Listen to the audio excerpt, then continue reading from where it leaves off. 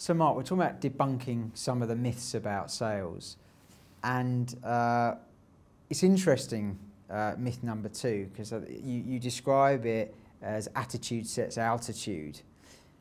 And that's interesting because to an extent, surely attitude does make a difference. So perhaps you can explain a bit more about what you're saying. Absolutely. This upsets lots of sales directors because they're often going, look guys, we know we need to create energy for us to sell these products, and I get that, I get that. The reality is I've worked in organisations whereby we had energy, we had people doing 150 dials a day. The reality was our product was rubbish. So no amount of happy clapping in the office at the beginning of the day is going to help a salesperson when they pick up the telephone when the customer says your product is poor and I don't want it. So that's the point. It's not a case of attitude setting our altitude. It's firm belief in the value proposition of what you're selling. Get that right and the rest follows.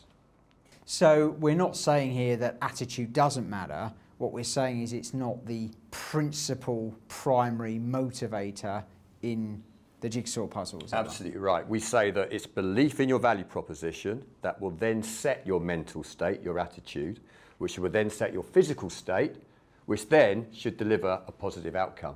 But it starts off with belief. You can't go halfway in. Believe in your value proposition and everything else follows. So, I mean, even when you believe in your value proposition, salespeople often, you know, they can go through a bad spell, can't you? You can have a bad patch when it's not quite working out, whatever else. At that point, is attitude damaging performance? Is there anything that salespeople should be thinking about at that moment when perhaps, you know, I love the product, but I'm having a few bad days or whatever at the office?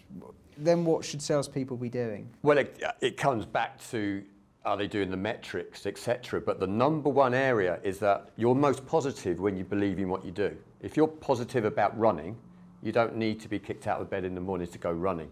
So it's positivity in what you're doing. And that normally comes from reanalyzing the product. I guarantee if their attitude is slipping, it's because they've been told no too many times. So our job as sales directors is to then help them reinvigorate the belief in what they're selling. I guarantee from then, everything flies.